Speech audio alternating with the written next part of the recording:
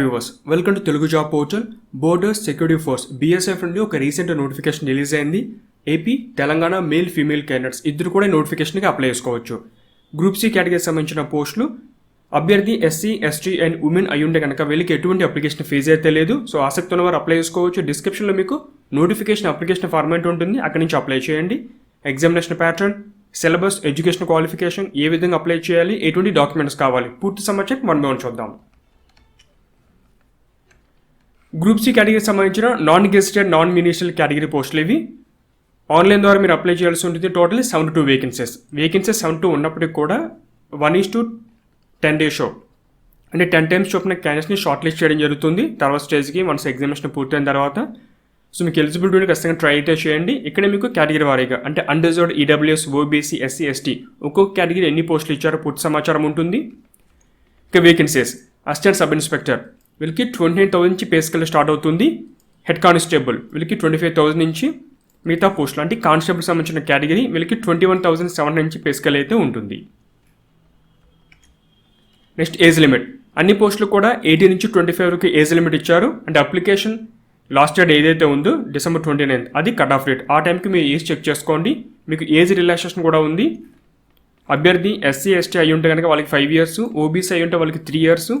ఇక ex servicemen సంబంధించిన కేటగిరీలో మళ్ళీ అన్రిజర్వ్డ్, OBC, SC STలో ప్రతి ఒక్కరికి ఏజ్ రిలాక్సేషన్ అప్లై అవుతుంది. గవర్నమెంట్ సర్వెంట్స్ కానీ, లేకపోతే మీరు విడోస్ అవ్వచ్చు, లేదా డివోర్స్డ్ ఉమెన్ కానీ, లేదా ఉమెన్ జ్యుడిషియల్ సెపరేటరీ, లేదా ప్రతి ఒక్క కేటగిరీ తగ్గట్టుగా ఏజ్ రిలాక్సేషన్ ఉంది. మీకు పూర్తి సమాచారం తెలియాలంటే notification page number 2 and 3 check చేసుకోండి. ఎడ్యుకేషన్ క్వాలిఫికేషన్ వివరాలు చూద్దాం.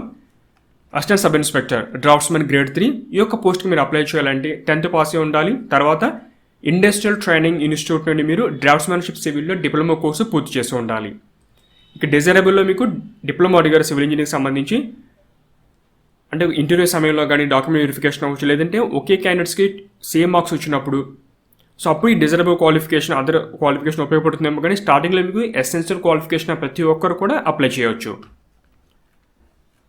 హెడ్ కానిస్టేబుల్, కార్పెంటర్, ప్లంబర్ ఈ యొక్క కేటగిరీ మీకు అప్లై చేయాలంటే 10th పాస్ అయి ఉండాలి. ఆ రెలవెంట్ ఫీల్డ్లో మీరు ఇండస్ట్రియల్ ట్రైనింగ్ ఇన్స్టిట్యూట్ సంబంధించిన సర్టిఫికేట్, అది ITI సర్టిఫికేట్ పూర్తి చేసి ఉండాలి. కార్పెంటర్ కానీ, లేదంటే ప్లంబర్ కానీ, లేదంటే 3 years ఆ రెలవెంట్ ఫీల్డ్లో మీకు ఎక్స్పీరియన్స్ ఉన్నా కూడా అప్లై చేసుకోవచ్చు. కానిస్టేబుల్, సివర్ మ్యాన్ 10th పాస్ అయి ఉండాలి. దాంతోపాటుగా ఈ సివరేజ్ మెయింటెనెన్స్లో మీకు ఎక్స్పీరియన్స్ ఉంటే ఈ పోస్ట్కి అప్లై చేసుకోవచ్చు. దాని దగ్గరగా ఏమన్నా ప్రొఫిషియన్సీ టెస్ట్ పెట్టినా మీరు రాయడానికి సిద్ధంగా ఉండాలి, అది కూడా పాస్ అవ్వాలి.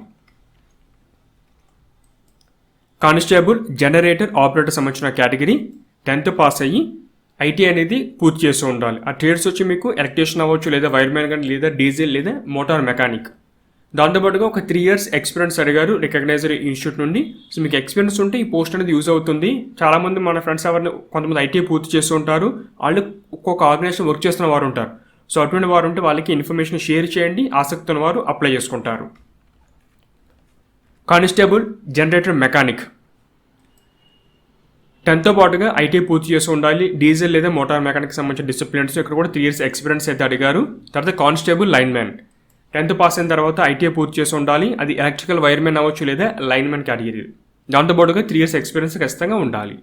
సో ఇది ఎక్స్పీరియన్స్ ప్లస్ ఎడ్యుకేషన్ క్వాలిఫికేషన్ కలిగిన నోటిఫికేషన్.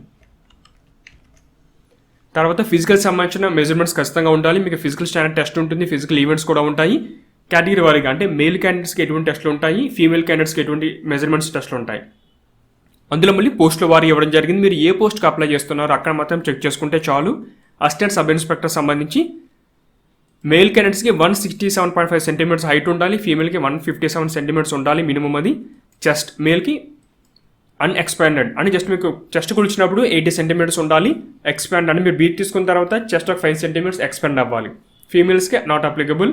తర్వాత వెయిట్, హైట్, ఏజ్ దగ్గర వెయిట్ అనేది ఉండాలి. సేమ్ ఇదే విధంగా కానిస్టేబుల్, హెడ్ కానిస్టేబుల్ సంబంధించిన కేటగిరీ వాళ్ళకి మేల్కి ఫీమేల్కి విడివిడిగా ఇవ్వడం జరిగింది. తర్వాత కానిస్టేబుల్ సంబంధించిన కేటగిరీ అంటే జనరేటర్ ఆపరేటర్ కానీ, జనరేటర్ మెకానిక్, లైన్ మ్యాన్ ఈ కేటగిరీ వారికి కూడా మేల్ క్యాండిడేట్స్కి ఫీమేల్ క్యాండిడేట్స్కి విడివిడిగా మెజర్మెంట్స్ ఇచ్చారు. మీరు ఏ పోస్ట్కి అప్లై చేస్తున్నారో అక్కడ ఒకసారి పూర్తిగా చెక్ చేసుకోండి. పేజ్ నెంబర్ 5లో ఉంది ఇన్ఫర్మేషన్ అనేది మీకు. తర్వాత ఈ యొక్క మెడికల్ స్టాండర్డ్స్ అంటే ఐసెట్ ఎంత ఉండాలి దానికి సంబంధించిన ఇన్ఫర్మేషన్ అయితే ఉంది. తర్వాత టాటూస్ కానీ, సో ఎంతవరకు ఉంటే అలౌ చేస్తారు, ఎంతవరకు ఉంటే అలౌ చేయరు, ఇటువంటి సమాచారం అంతా టాటూ సంబంధించిన పాయింట్లో ఉంటుంది.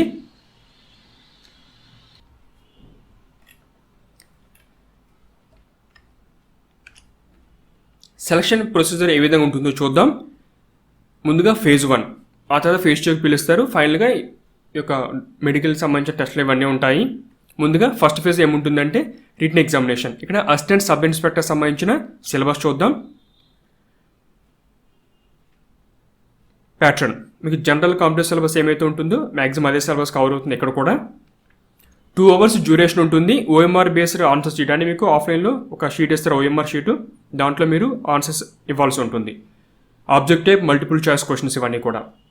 General English 20 questions 20 marks, general awareness 20 questions 20 marks. తర్వాత టెక్నికల్ సబ్జెక్ట్ వాళ్ళ ఎడ్యుకేషన్ ఏమైతే ఉందో ఆ పోస్ట్కి అప్లై చేసినప్పుడు దానికి సంబంధించిన సబ్జెక్ట్ ఇది 60 questions 60 marks. టోటల్ ఈ యొక్క ఏఎస్సీ ఎగ్జామినేషన్కి 100 questions 100 marks 2 hours టైం అయితే ఉంటుంది. తర్వాత కానిస్టేబుల్ అంటే హెడ్ కానిస్టేబుల్ సంబంధించిన కేటగిరీ. ఇక్కడ కూడా మీకు జనరల్ ఇండివిజువల్ రీజనింగ్ ఉంటుంది, general awareness, technical subject 100 questions 100 marks 2 hours time అయితే ఉంది. తర్వాత qualification marks general, EWS, OBC వీళ్ళందరూ కూడా మినిమం 45% మీరు రిటన్ ఎగ్జామినేషన్ తెచ్చుకోవాలి. ఎస్సీ ఎస్టీ వారికి 40% తెచ్చుకోవాల్సి ఉంటుంది. ఇవి ఏంటంటే జస్ట్ మినిమం ఈ మార్క్స్ ఉంటేనే క్వాలిఫై అయినట్లు లెక్క. తర్వాత ఎన్ని వేకెన్సీస్ ఉన్నాయి, ఎంతమంది అప్లై చేశారు, పేపర్ టఫ్నెస్ అంతా వీటిని బేస్ చేసుకుని వీళ్ళు కట్ ఆఫ్ పెడతారు. ఆ కట్ ఆఫ్లో మీకు మంచి మార్క్స్ ఉంటే కనుక, సో అది పేపర్ టఫ్నెస్ కూడా బేస్ చేసుకుని ఉంటుంది. మీకు మంచి మార్క్స్ ఉంటే మీకు షార్ట్ లిస్ట్ అంటే ఇంకా ఎక్కువగా అవకాశాలు ఉంటాయి. జస్ట్ ఇవి ఏంటంటే ఇవి ఉంటేనే ఫర్దర్గా మిమ్మల్ని అలో చేయడం జరిగింది తర్వాత టెస్ట్లకి. సో ఎంతమంది అప్లై చేస్తున్నారు, సో ఒక్కో కేటగిరీకి ఎన్ని మార్క్స్ వచ్చినాయి, అది చాలా ఇంపార్టెంట్. కాబట్టి మీరు మ్యాక్సిమం దీనికంటే ఎక్కువగా స్కోర్ చేయడానికి ట్రై చేయండి. తర్వాత మీకు సెకండ్ ఫేజ్ ఎగ్జామినేషన్ ఉంటుంది. ముందుగా రిటన్ ఎగ్జామినేషన్ వచ్చిన తర్వాత ఒక 1:10 డేస్లో క్యాండిడేట్ షార్ట్ లిస్ట్ చేస్తారు. తర్వాత వాళ్ళకి డాక్యుమెంట్ వెరిఫికేషన్ ఉంటుంది, ఫిజికల్ స్టాండర్డ్ టెస్ట్ ఉంటుంది, ఫిజికల్ ఎఫిషియన్సీ అది ఈవెంట్స్ ఉంటాయి, పోస్ట్ను బట్టి ప్రాక్టికల్ టెస్ట్ లేదా ట్రేడ్ టెస్ట్ ఉంటుంది, ఫైనల్గా మెడికల్ ఎగ్జామినేషన్. ఇవన్నీ పూర్తయిన తర్వాత ఫైనల్ మెరిట్ లిస్ట్ అనేది ప్రిపేర్ చేయడం జరుగుతుంది. ఫిజికల్ సంబంధించిన వాటిలో మీకు రన్నింగ్ ఉంటుంది. ఇక్కడ కూడా విడిగా మళ్ళీ పోస్టుల వారీగా అంటే రన్నింగ్ ఉంటుంది, స్టాండింగ్ బోర్డ్ జంప్ ఉంటుంది, ఒక డిష్ని క్లియర్ చేయండి, ఒక డిస్టెన్స్ గోయిడప్ ఉంటుంది, దాన్ని మీరు దూకాల్సి ఉంటుంది పరిగెట్టుకొచ్చి, జంప్ అండ్ రీచ్, ఇలా డిఫరెంట్ కేటగిరీస్ ఉంటాయి. ఇక్కడ మీరు male candidates, female candidates video ఇవ్వడం జరిగింది. డ్రాఫ్ట్స్ మ్యాన్ అది ముఖ్యంగా ఏఎస్ఏ పోస్టు, తర్వాత హెడ్ కానిస్టేబుల్. సో మీరు ఒకసారి చెక్ చేసుకోండి ఏ పోస్ట్కి అప్లై చేస్తున్నారు, ఏ దానికి ఎన్ని ఈవెంట్స్ ఇచ్చారని చెప్పేసి. తర్వాత మెడికల్ ఎగ్జామినేషన్ ఉంటుంది. ఇక ఫైనల్ మెరిట్ లిస్ట్ ఏ విధంగా ప్రిపేర్ చేస్తారంటే రిటన్ ఎగ్జామినేషన్ వచ్చిన మార్క్స్ ఇంపార్టెంట్, తర్వాత డేట్ ఆఫ్ బర్త్, ఎవరైతే ఓల్డర్ క్యాండిడేట్స్ ఉంటారో పెద్ద అభ్యర్థి ఏజ్లో వాళ్ళకి ప్రయారిటీ ఉంటుంది. తర్వాత నేమ్ ఆల్ఫాబెటికల్ ఆర్డర్ ప్రకారం అన్నీ పూర్తి చేసుకున్న తర్వాత వీటిని బేస్ చేసుకొని ఫైనల్ మెరిట్ లిస్ట్ అని ప్రిపేర్ చేసి recruitment.bsf.gov.in వెబ్సైట్లో పోస్ట్ చేస్తారు. మీరు చెక్ చేస్తూ ఉండండి. నెక్స్ట్ ఏ విధంగా అప్లై చేయాలి, ఇది అఫీషియల్ వెబ్సైట్, ఇది మీకు డిస్క్రిప్షన్లో లింక్ ఇచ్చాను. 29th December వరకు మీరు అప్లై చేసుకోవచ్చు త్రూ ఆన్లైన్ మోడ్ ద్వారా. ఫీజు 100 rupees మీరు పే చేయాల్సి ఉంటుంది. క్రెడిట్ కార్డ్, డెబిట్ కార్డ్ లేదా నెట్ బ్యాంకింగ్ ద్వారా. మీరు అభ్యర్థి ఎక్స్ సర్వీస్ మ్యాన్ కానీ లేదా ఎస్సీ ఎస్టీ లేదా ఉమెన్ అయి ఉంటే కనుక మీకు ఎటువంటి అప్లికేషన్ ఫీజు అయితే లేదు. రిక్రూట్మెంట్ సెంటర్స్ అంటే ఈ ఈవెంట్స్ కానీ ఎగ్జామినేషన్ అంతా ఎక్కడ జరుగుతుందో కొన్ని సెంటర్స్ ఇచ్చారు. ఇక్కడ గువాహతి, కోల్కతా, హజారీబాగ్, ఢిల్లీ, జోధ్పూర్, బెంగళూరు, గాంధీనగర్, ఇండోర్, జమ్మూ, టోటల్ సెంటర్స్ ఉన్నాయి. ఇందులో మన తెలుగు రాష్ట్రాలకు దగ్గరగా బెంగళూరు సెంటర్ అయితే ఉంది. మీరు ఆన్లైన్లో చూస్ చేసుకోవాల్సి ఉంటుంది. వన్స్ మీరు అప్లై చేసినప్పుడు కూడా ఒక్కొక్కసారి ఆన్లైన్ చెక్ చేస్తూ ఉండండి. అంటే అప్పుడే హెల్త్ సిచ్యువేషన్ ఏ ప్రకారం ఉంది, ఎక్కువ మంది క్యాండిడేట్స్ ఒకే చోట గ్యాదర్ అవుతారు కాబట్టి సో హెల్త్ సిచ్యువేషన్ బేస్ చేసుకుని ఈ సెంటర్ ఉండొచ్చు లేదంటే వేరే సెంటర్ పెట్టవచ్చు. సో వాళ్ళ యొక్క కన్వీనియన్స్ ఏ ప్రకారం ఉందో దాని ప్రకారం మీకు సెంటర్ అయితే ఇస్తారు. మీరు ఒకసారి అఫీషియల్ వెబ్సైట్ చెక్ చేస్తూ ఉండండి వన్స్ అప్లై చేసిన తర్వాత అప్డేట్స్ కోసం. నెక్స్ట్ పేజ్ నెంబర్ 14 ఎనెక్సరీ అనే కాలంలో మీకు ఏ విధంగా అప్లై చేయాలి అంటే ఏ వెబ్సైట్ ఓపెన్ చేయాలి, స్టెప్ 1 ఆన్లైన్ అది 1 time రిజిస్ట్రేషన్ ఏముంటుంది, స్టెప్ 2 ఏముంటుంది, ఫీజు ఏ విధంగా పే చేయాలి, ఇటువంటి సమాచారం మొత్తం ఉంటుంది. ఒకసారి నోటిఫికేషన్ పేజ్ నెంబర్ 15 పూర్తిగా చదివిన తర్వాత అప్పుడు ఆన్లైన్ అప్లికేషన్ స్టార్ట్ చేయండి. ఇక్కడే మీకు ఫోటోగ్రాఫ్, సిగ్నేచర్ ఏమేమి ఉండాలి, వాటి యొక్క సైజ్ అంతా మొత్తం ఉంది. యాక్చువల్లీ వీటికి సంబంధించిన వీడియో అప్లోడ్ చేస్తాను విడిగా ఒకసారి, ఆల్రెడీ చాలా లేట్ ఎందుకని ఇప్పుడు ఏంటంటే బ్యాంక్ ఎగ్జామినేషన్స్ కానీ లేదా మీకు యూపీఎస్సీ కానీ ఎస్ఎస్సీ అవ్వచ్చు లేదంటే ఇటువంటి డిఫెన్స్ సంబంధించిన జాబ్ నోటిఫికేషన్కి ఈ ఫోటోగ్రాఫ్, సిగ్నేచర్ డాక్యుమెంట్స్ ఏ విధంగా మోడిఫై చేసుకోవాలి పూర్తి వీడియో అప్లోడ్ చేస్తాను దానికి సంబంధించి. ప్రజెంట్ ఇవన్నీ చెక్ చేసుకోండి, ఇవన్నీ కూడా మీరు ఒకవేళ మీరు అప్లికేషన్ బయట జిరాక్స్ షాపింగ్ లేదా నెట్ కేఫ్ సెంటర్స్ అక్కడే చేస్తే కనుక మీ అప్లికేషన్ అనేది ఆన్లైన్, వాళ్ళకి ఈ నోటిఫికేషన్ సంబంధించిన సైజ్ అనేది చూపించండి. ఇందులో ఈ సైజ్ మెన్షన్ చేస్తారు, ఈ ఫార్మాట్లో కావాలంటే వాళ్ళు చేసి మీకు అప్లోడ్ చేయడం జరుగుతుంది.